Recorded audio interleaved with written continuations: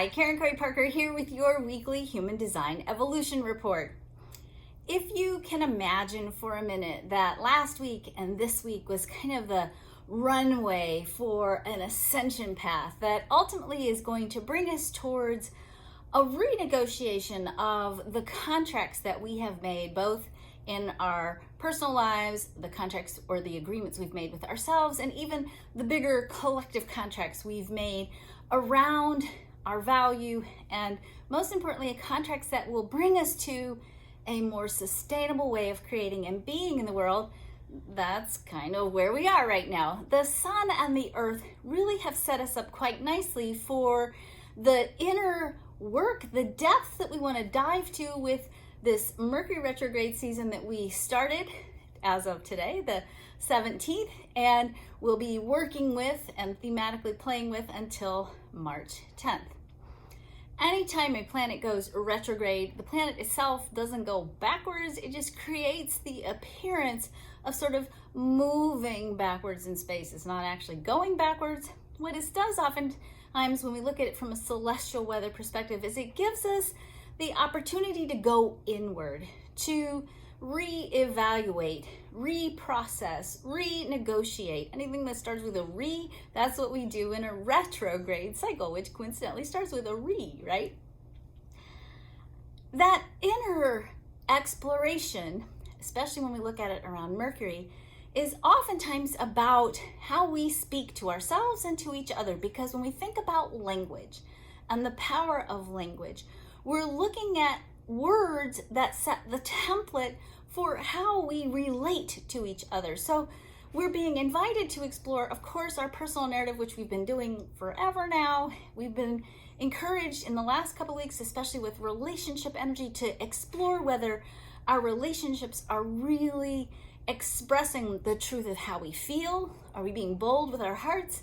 Are we setting good boundaries and limits? Are we living in relationships that are an authentic reflection of our value or not? And with this Mercury retrograde cycle, we're really being invited to explore the agreements that we've made. Do we need to literally redefine the rules of engagement in our relationships? Do our relationships really reflect what we want? The challenge with this energy is that sometimes this energy has a certain quality of fantasy associated with it. So when we're looking at the overall theme of this Mercury retrograde cycle, we're looking at not only the nature of our relationships, but we're also potentially looking at the places where we have projected expectations or projected fantasies onto our partner, or we've been on the receiving end of projected expectations and fantasies on the behalf of our partners.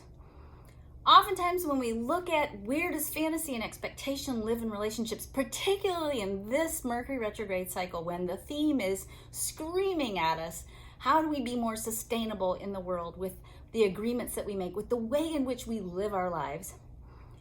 When we are in relationships and we have lost connection with our own sense of value, our self-worth, when we have failed to take care of ourselves, when we have depleted ourselves because we've failed to take care of ourselves, when we haven't stood in our value and in the expression of the truth of our value, and we projected into our partnerships that our partner was going to do that for us, our partner was going to make the money, our partner was going to take care of us, our partner was going to make sure we got the rest, our partner was going to show us how valuable we are.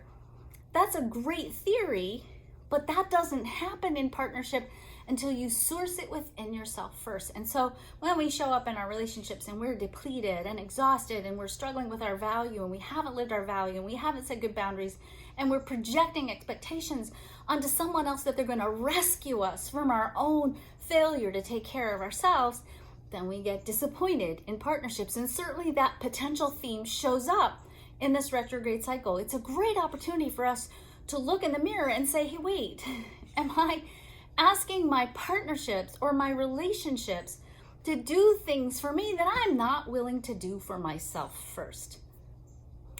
Because our relationship energy, especially when we look at our Venus and our Mars energy, is still carrying this undercurrent of messiness that has the potential to bring us the themes of control and the themes of shock and the unexpected and the themes of blaming, if we're not owning our own responsibility for our own self-care, our own self-worth, setting our own boundaries, taking care of ourselves, making sure we're filling our own cup first. If we're not doing that, it's going to be very easy to get that pointer finger out and start blaming the people you've made relationship agreements with and thinking it's their job when it's not. It's yours. The beauty of this cycle is it really allows us to look at this authentically, to look at this from a place of self-compassion, of self-awareness and self-regulation ultimately, that supports us in changing the nature of our agreements, changing the nature of our relationships, and making them healthier, making them stronger.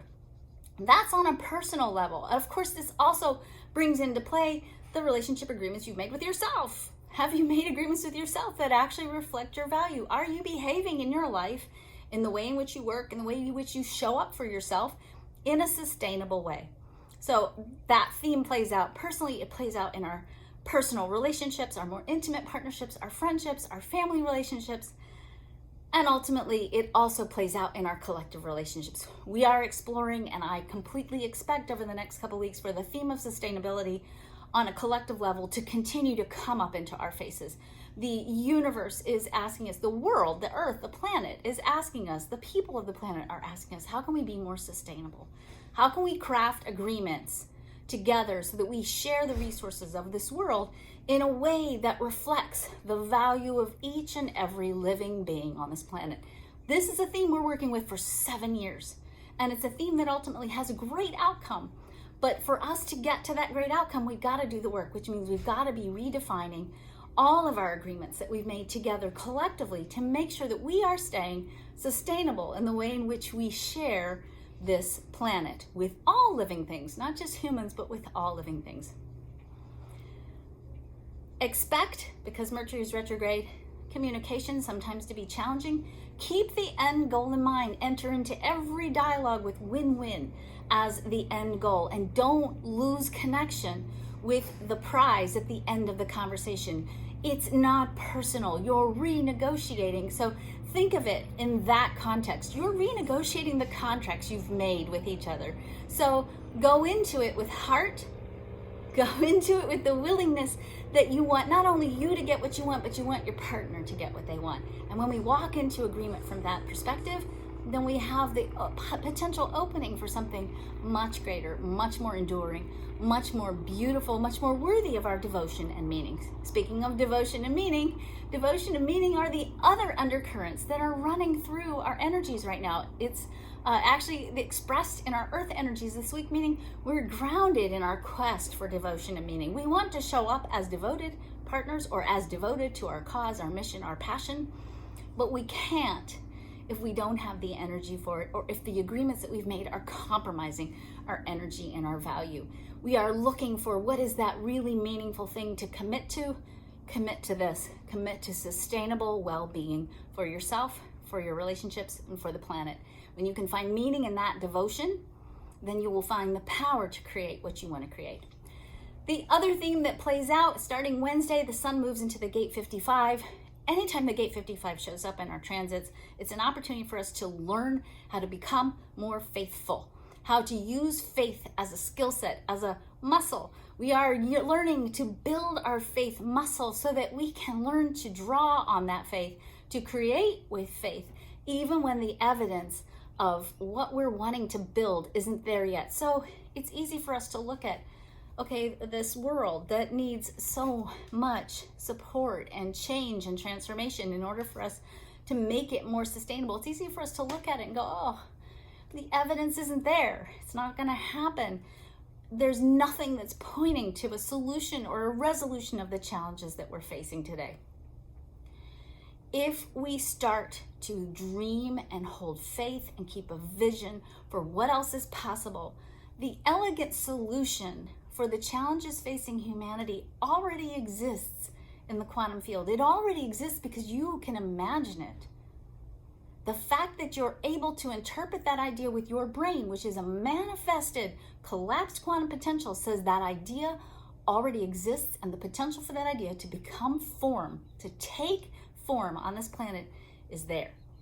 But we can't bring that into our experience until we dream it and have faith that it's going to be part of our tangible physical reality. Yes, we have to do the work, and that's a lot of what Mercury brings us this time. We've got to do the work of making good agreements that support all of us in being sufficient and equitable and peaceful and sustained. Absolutely. The work of the world is on our shoulders, and we've got work to do. But we also have to make sure that even if we don't see the evidence yet, that we are building the faith, the vision, the perspective, the dream, that what we are seeking, the way in which we are all longing from our hearts to transform this world, is not just a fantasy, but a dream, a potential reality that we can bring forth onto this plane, onto this earth, into our story, if we choose it, if we devote ourselves to it, if we take time with the passion and the fire of our being to commit to holding that vision and begin the process of looking for evidence in our everyday reality that that's already coming true. It is. It is. And I challenge you this week, and I challenge you during this Mercury retrograde cycle, to keep looking for the evidence to support the idea that it's already beginning to happen, because it is, and it will. The quick trick is, how are we going to get there? We're going to get there.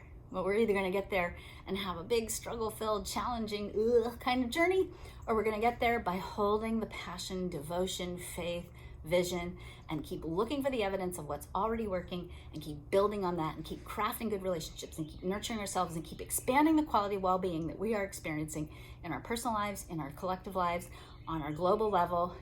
We're going to get it done. So don't lose faith, have faith, and do the work. Speak deliberately. Speak slowly, speak from your heart, have honest and rich conversations, take good care of yourself, and don't forget that you are a cosmic, once-in-a-lifetime event. Have a great week.